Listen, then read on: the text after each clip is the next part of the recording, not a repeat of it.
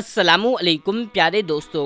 आज की इस वीडियो में हम आपको हज़रत इमाम हुसैन रज़ी अल्लाह ताला अन्हो और एक सफ़ेद कबूतर का ऐसा वाक़या बताने वाले हैं कि जिसको सुनकर के आपके आंखों में आंसू आ जाएंगे। इसीलिए आप इस वीडियो को आखिरी तक ज़रूर से देखें। और अगर आपको हज़रत इमाम हुसैन रज़ी अल्लाह ताला अन्हो से सच्ची मोहब्बत है तो आप कमेंट बॉक्स में या हुसैन लिख करके अपने दोस्तों में भी शेयर करें ताकि और भी लोगों के पास ये वीडियो पहुंच जाए। तो चलिए दोस्तों शुरू करते हैं।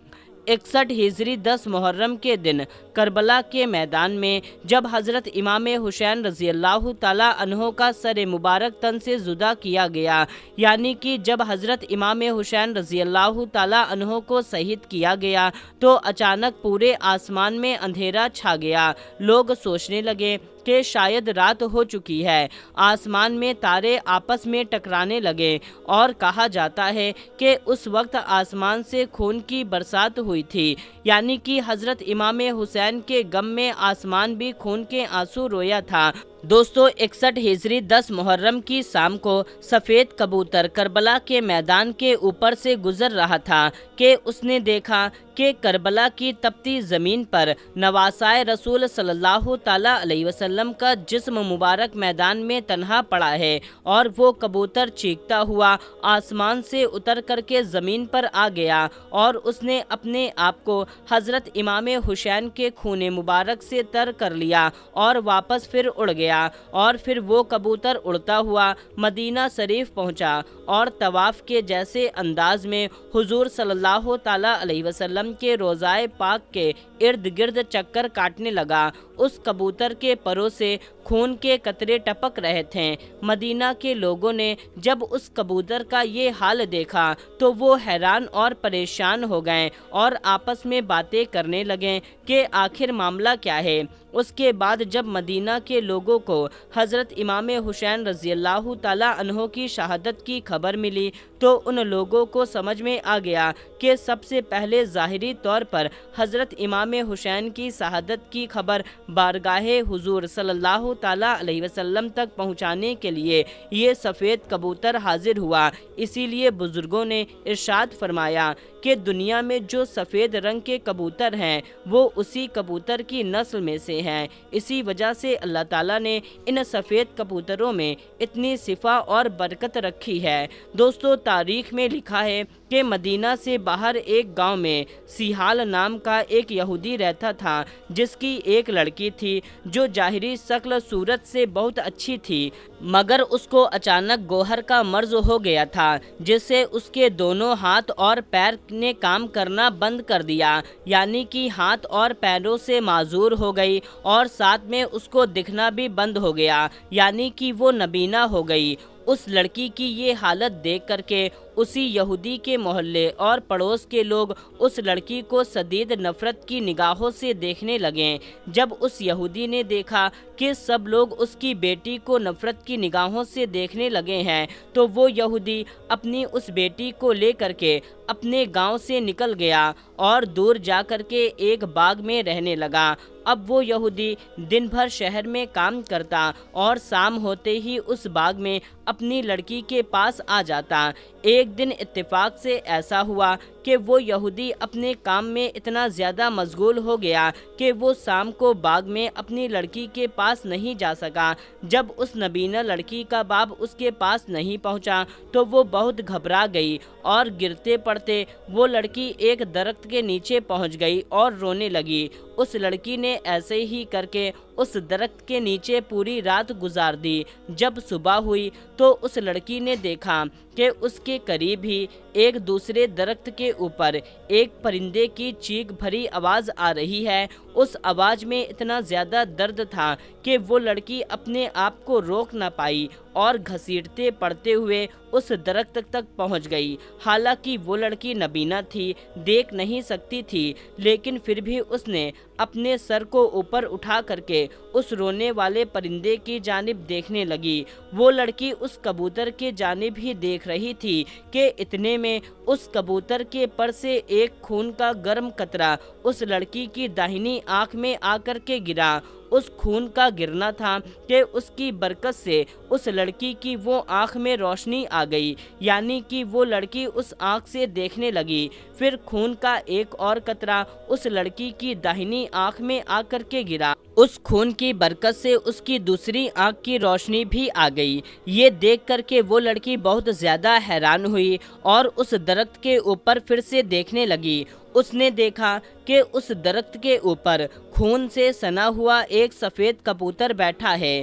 وہ لڑکی اس کبوتر کو دیکھ ہی رہی تھی کہ اتنے میں ایک خون کا اور قطرہ اس لڑکی کی ہاتھ پر گرا۔ وہ بالکل ٹھیک ہو گیا۔ یہ دیکھ کر کے لڑکی نے اپنا دوسرا ہاتھ بھی آگے بڑھا دیا، پھر اس پر بھی خون کا ایک قطرہ آ ٹپکا، جس سے وہ دوسرا ہاتھ بھی اس کا صحیح سلامت ہو گیا۔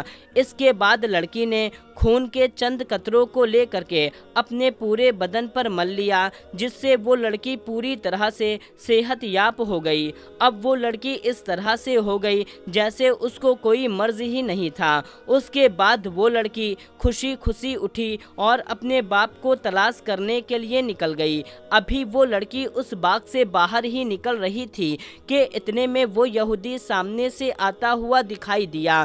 وہ یہودی اس لڑکی کے پاس گیا، مگر وہ اپنی اس بیٹی کو پہچان نہ سکا۔ یہودی اس لڑکی کو اجنبی سمجھ کر پوچھنے لگا، اے لڑکی، تو کون ہے؟ اس باغ میں کیا کر رہی ہے؟ میں اپنی ایک بیٹی کو اس باغ میں چھوڑ کر گیا تھا، کیا تجھے اس کا کوئی حال چال معلوم ہے؟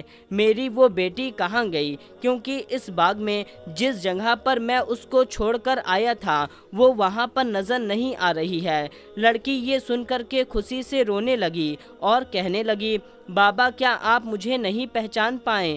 میں آپ کی وہی اپاہج لڑکی ہوں جس کو آپ اس باغ میں چھوڑ کر کے گئے تھے۔ یہودی یہ بات سن کر کے بہت حیران ہوا اور اس کو اس بات کی اتنی زیادہ خوشی ہوئی کہ وہ وہیں پر بے ہوش ہو گیا۔ کچھ دیر کے بعد جب اس یہودی کو ہوش آیا تو اس لڑکی نے اپنے باپ کو سارا واقعہ بیان کر دیا اور اپنے باپ کو یعنی کہ اس یہودی کو اس درخت کے نیچے لے گئی جس کے اوپر وہ سفید کبوتر امام حسین کے خون سے سنا ہوا بیٹھا تھا۔ وہ کبوتر ابھی بھی اسی درخت پر بیٹھا ہوا تھا، ویسے ہی دردناک آواز نکال رہا تھا۔